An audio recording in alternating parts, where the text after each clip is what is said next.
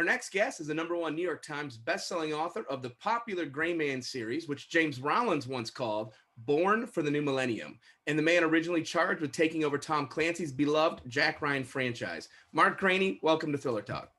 Hey, Ryan. Thanks for having me. Hi, Kim. Pleasure. Mark, I've been joking around for like the last 6 months that everyone I know had an awful 2020 except for you. From a deal with another publisher to a massive movie announcement, Ryan Gosling and Chris Evans starring in the film adaptation of The Gray Man. And of course, you just got married. Killing it, man. So all kidding aside, congrats to you. But I want to talk about the movie first. What's your level of involvement? And did you know the announcement was going down when Deadline announced that the Russo brothers were making The Gray Man for Netflix? My level of involvement at this stage it's officially zero. I don't have any more involvement. When the Russos first got on board with this project, it was several years ago, and Joe Russo was going to write the script and they were going to direct it for Sony.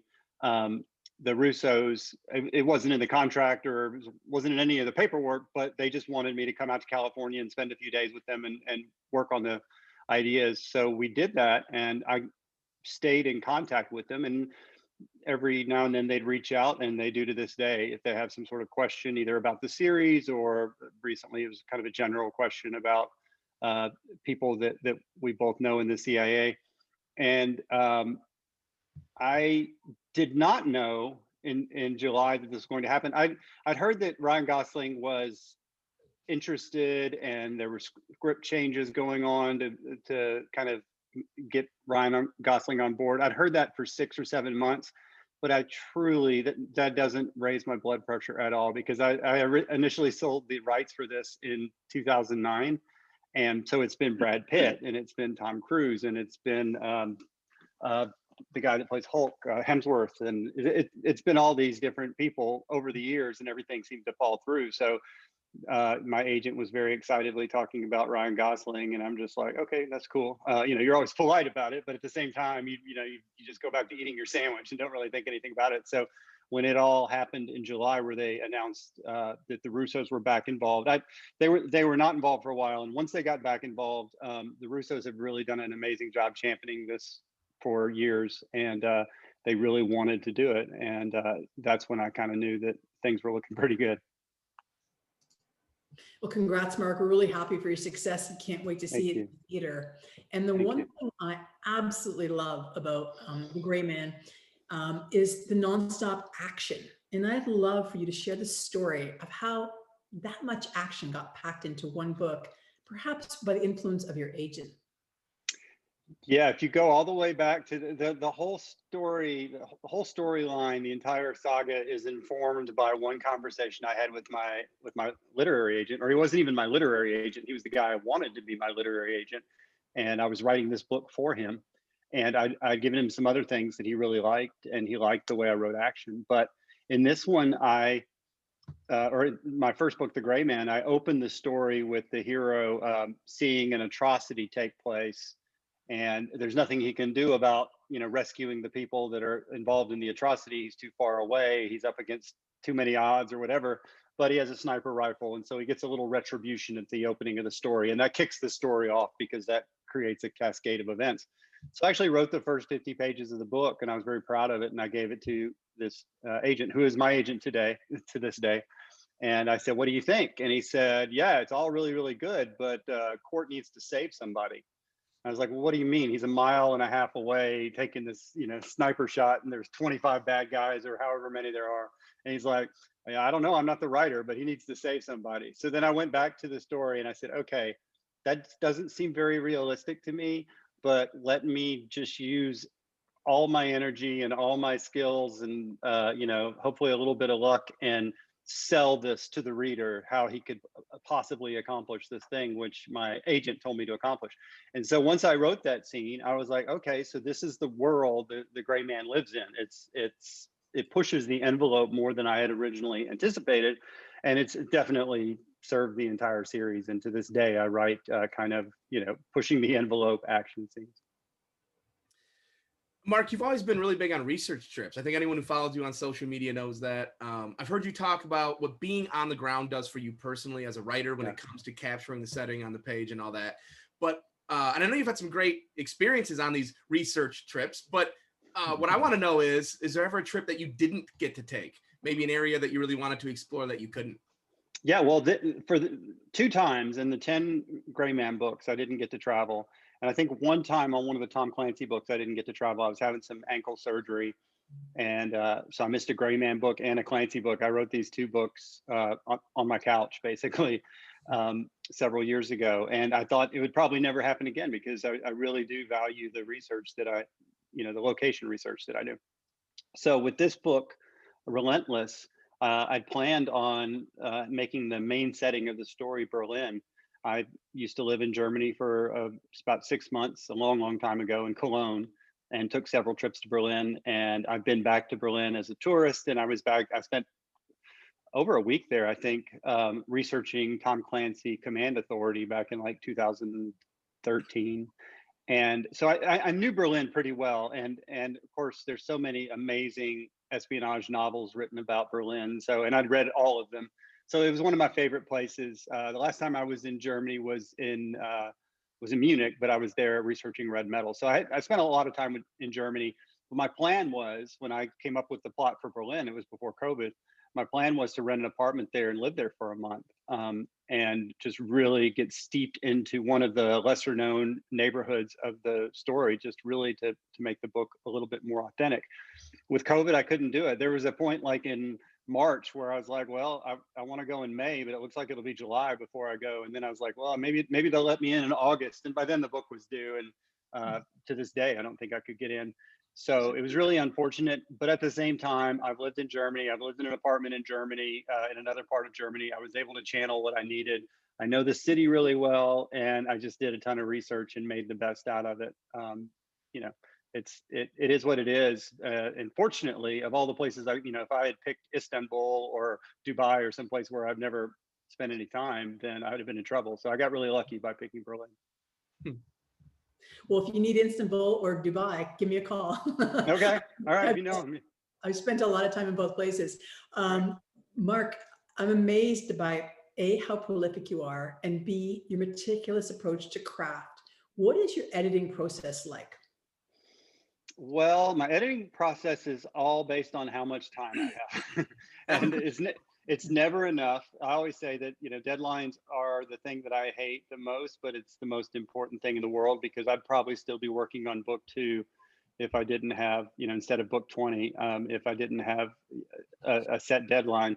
But what I do is I write a draft that's usually pretty clean, because I spend a lot of time working, and I'm just not sort of in that creative mood of creating new stuff. So I'll just go back and read over something I've written. So the first half of my book is probably reread 75 times. That doesn't mean it's perfect, but it does mean that I've spent a lot of time on it. So when I finally finish a draft, it's relatively clean, and it goes immediately to my editor. Theoretically, it'd be awesome to write a draft and then let it sit for a few weeks and then go back and do another brush up and then give it to your editor and go from there. I'm sure he would like that. I know I would like that, but I never seem to get done, 2 minutes before. I remember Harlan Coben said in an article one time, he's like, my book is due every year on October 1st.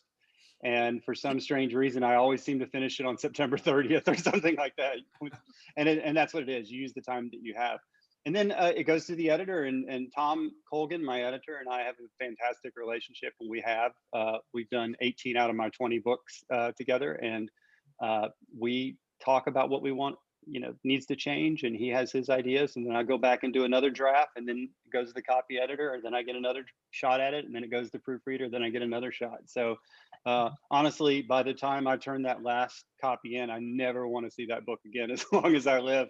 And I'm already thinking about the next thing, or even working on the next thing. And then you start the media for the book, and then you get this little panic attack right before I do a podcast like this. Like, okay, do I know this story anymore? Because I've been writing something else for 6 months. But it's fun to go back and revisit the book now that it's completely finished. And do you have any special editing tricks at all? Like, for example, sometimes I'll read the book, chapter by chapter, but backwards to get a fresh look at it, or change the font. Any other tricks you have? That's a good idea. I don't know if this is an editing trick or a writing trick. Sort of both. I don't let details or gaps in my knowledge get in the way when I'm writing, I always just trust that I'll clean that up in the edits. And I think it's so easy to just get locked into one thing. It's like, well, I don't understand how, you know, the United Arab Emirates' relationship with Yemen came to where it is. So I'm going to, you know, go down this rabbit hole and do all this research or whatever. Instead, you could just go, well, the UAE started the war in Yemen in 2016, blah, blah, blah, blah. And then you just fact check everything down the road. And it's so much easier once you have the bones of your story, or really the framework of the story, to see what's important and what you need to look up. So it makes editing process a little bit longer. I always say my book will be 95% done, and I think it's terrible. I think it makes no sense, because you have to do that editing part at the end, to go from the beginning to the middle to the end. You guys know how it is, and just make everything work together. And that happens best when you don't spend too much time, you know, laboring over every detail of the writing. You just bang out a draft as fast as you can. And then in the editing process, you get a lot of that work done. Well, Mark, anyone who follows you knows that you're somewhat of a news junkie. Brad Meltzer once said that an author's job is to beat the headlines. And you've certainly been ahead of the media on a number of issues, including most recently human trafficking. Do you ever feel pressure to beat the headlines? And what, in your opinion, is the biggest threat the United States faces right now? Oh, wow. Good question. I don't really feel like I need to beat the headlines. You know, sometimes it's worked out amazingly. I don't want to say good, because it's not good things that happen, but the last book I wrote with Tom Clancy before he passed away came out in December of 13. And it was about Russia invading Ukraine, and they invaded Ukraine in February of 14. So a lot of people thought that was ahead of the headlines.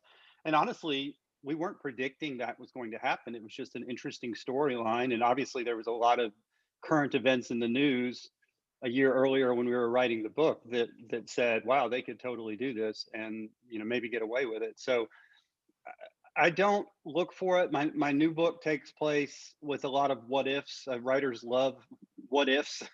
And I just started with a what if, you know, there was some country that stood to benefit if the United States and Iran got into a war with each other, and what would they do? And at the same time, I was reading that the CIA has a relationship with with the United Arab Emirates, to where they do not spy on the Emirates, and they're an ally. We spy on a lot of our other allies, but we have this sort of gentleman's agreement with them that we don't do any spying on them. And I started to think, well, that could be abused pretty easily.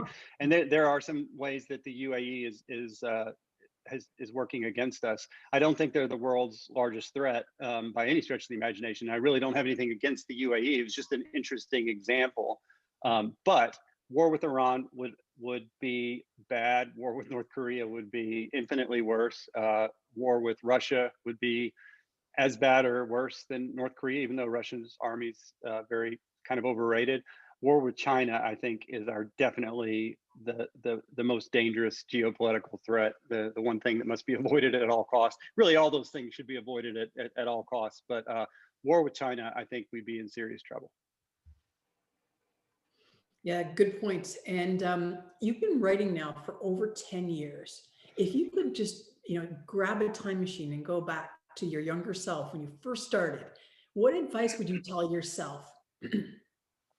It's the advice that I tell other people, and I'm so emphatic about it, but it's the advice that I don't listen to myself, and I'm always having the war with myself. It's just to relax and let the story come to you. That doesn't mean, you know, goof off or go play basketball or whatever. You sit there and you work, but at the same time, when I first started out as an author, like my first book came out when I was I think just turned 42 or something like that. Wrote it when I was 40, Gray Man. And I remember there was just a lot of angst and anxiety about wanting to be successful and, you know, wanting to accomplish something and all this other stuff. And I look back at a lot of that and just think like, well, that was all just wasted energy, all that worry. And to this day, I'll spend a lot of time thinking, I'm not writing this fast enough. It's not coming together the way I want. And every second that you sit there and go, you suck, is a second that you're not actually making things better. And so I I do talk to younger authors or authors who haven't been published yet. And the one thing I always like scream to them is like, listen, if you like to write, you will write. And if you write, you can be a writer. If you don't like to write, all the, motivational books or whatever, they're not going to help you. I mean, I didn't write because I was a hard worker. I wrote because it was a lot of fun to do it. And even if I never got published, I probably would have written, 10, 12 books in my life. So it's just, I have this sort of Zen thing that I've reached in my later years where I'm just kind of like, just don't worry. It just do it if you like to do it, and good things will come. In your later years, you still look 40. I think there's gonna be a lot of people that are gonna be shocked when they find out you wrote your first book. They're gonna be trying to do math on this. Wait, when did that book come out and you were 40? How old are you? You look great, man. I must have gotten a good webcam. I mean, it's good to hear. I appreciate it. Well, I want to talk to you about Red Metal a little bit. It was initially a standalone book that you did with Rip Rawlings back in 2019. Right. The best military thriller I've ever covered, for sure. Thank you. Thanks, Ryan. How did that book come to be? And also, I know a sequel's in the works. So what can you tell us about the next one? Wish I could tell you more about the next one, because we haven't started it, because it's real important to both Rip and I that we do location research for it, just like we did for Red Metal 1. And we don't have a title for Red Metal 2, but I'm going to pitch even redder and more metallic as Red Metal 2. I'm going to pitch that to Rip and see what he thinks. He won't like it. The editor won't like it, but darn it, I'm going for it. It's got a ring to it. It's got a ring to it. No, it's terrible. It was all a joke. So Red Metal 1 came together. I met Rip at the Pentagon. I was researching a Tom Clancy novel, and he's a guy that had emailed me, and he was asking for advice because he was a writer. He hadn't been published yet. And I was, read the guy's CV, and I was like, wow, he's an interesting guy. And I said, let's have lunch at the Pentagon. He gave me a whole tour, and that was 2014, I think. And then we just became buddies. We just became really good friends. And he was stationed out in California at Camp Pendleton, and I went out and visited him there when I was working on another Clancy book. And we were talking about ideas for him for books, and also just sort of general geopolitical threats. He's a Marine, active duty Marine lieutenant colonel that works at the Pentagon. It's an interesting guy to talk to about, real world stuff. And there was just this one point where we had been bouncing this one idea back and forth, not even like we were going to write a book together, but just talking about, well, what if Russia did this? What if they did it at Christmas? And, would Germany be ready for this if this happened, blah, blah, blah. And then there was just this morning, and I remember it very well. It was like 5 a.m, and we were emailing each other back about it. And I just wrote him an email, and I was like, hey, I can go out and get us a book deal if you want to do this as a book. I've always wanted to write a military thriller, even though I never served in the military.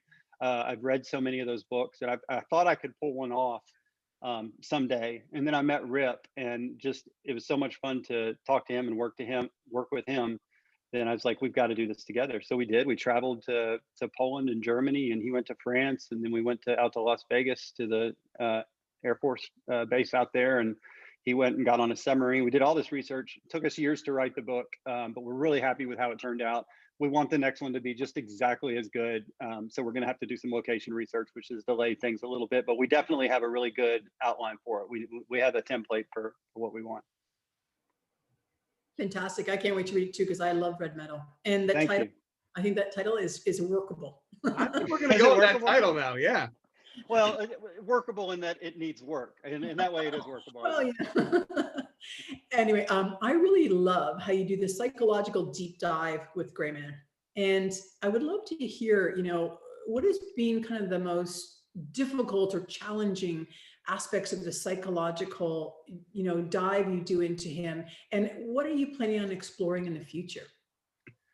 Yeah, I mentioned earlier that it's my job to sell the fiction, and there's no way that you could write 10 books in a series about a guy that kills people without sort of delving into what's that like.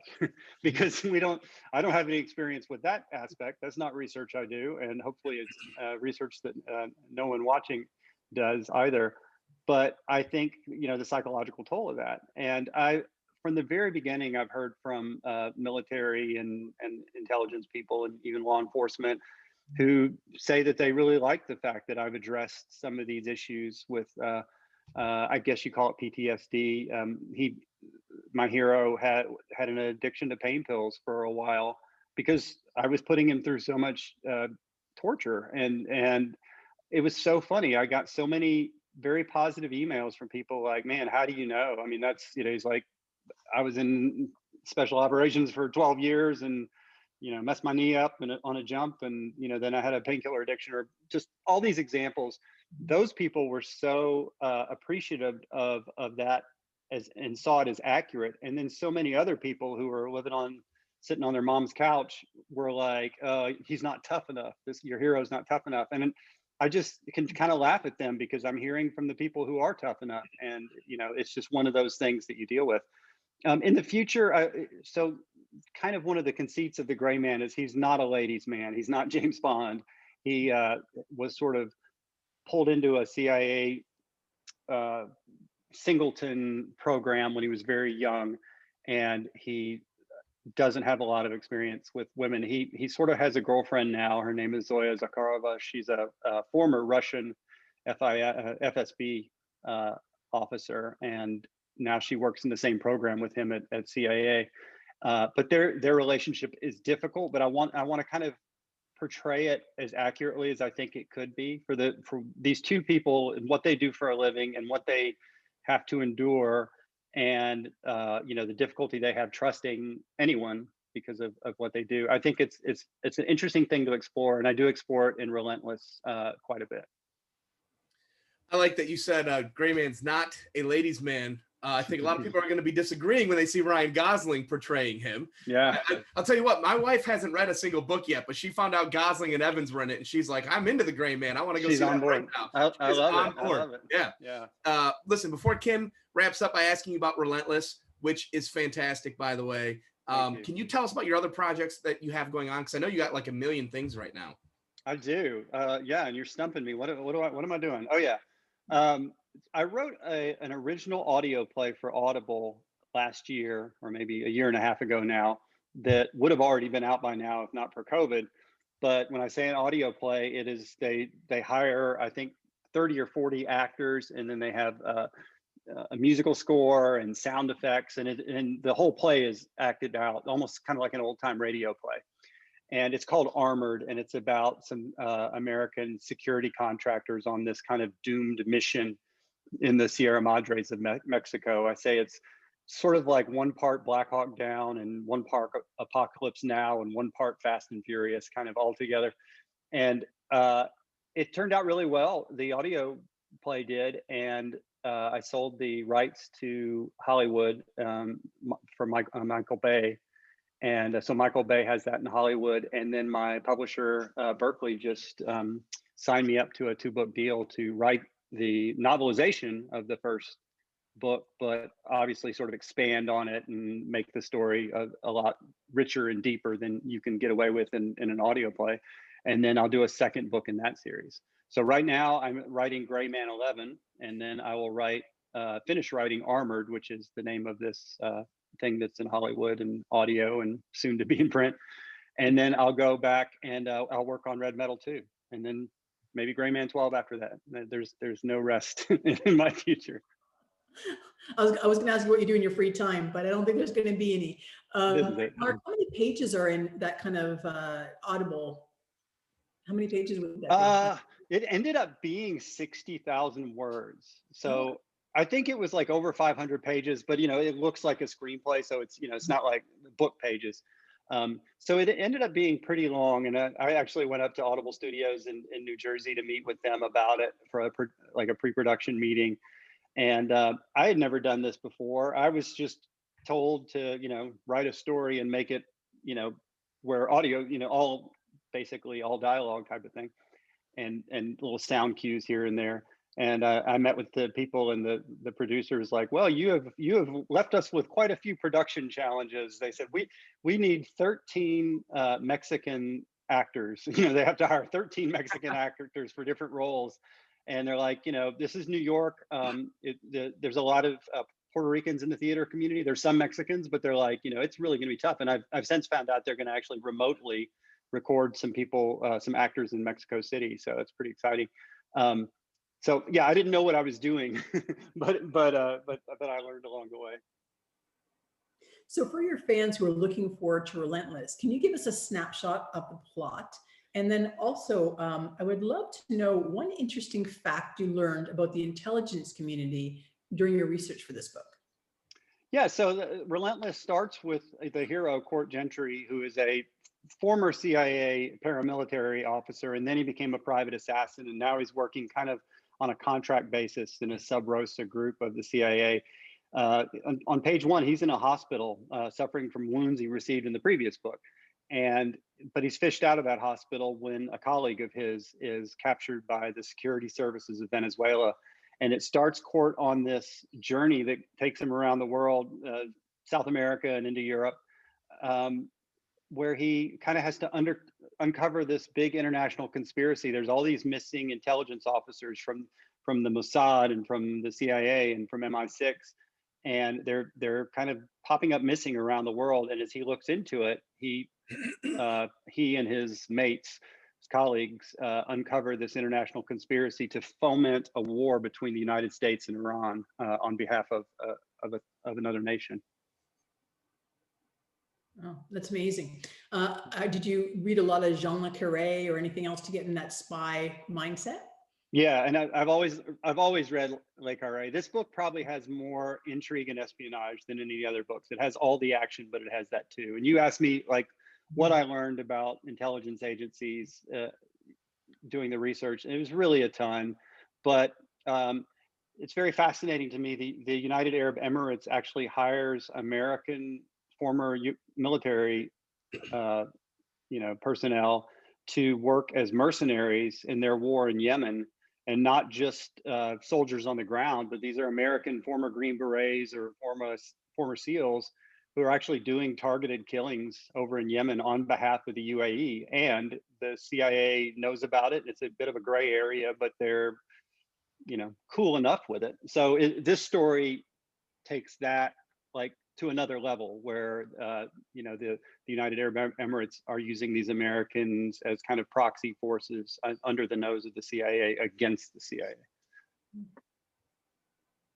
It's fantastic too. I mean, it's really, really good. I just read it like, I think 2 weeks ago. I finally got my copy, and it's really fantastic. Thanks, man. I appreciate that so much, Ryan. Yeah. Well, Mark, thank you so much for coming on and partaking in Thriller Talk with us. We loved having you, and can't wait for everyone to finally get their hands on the book.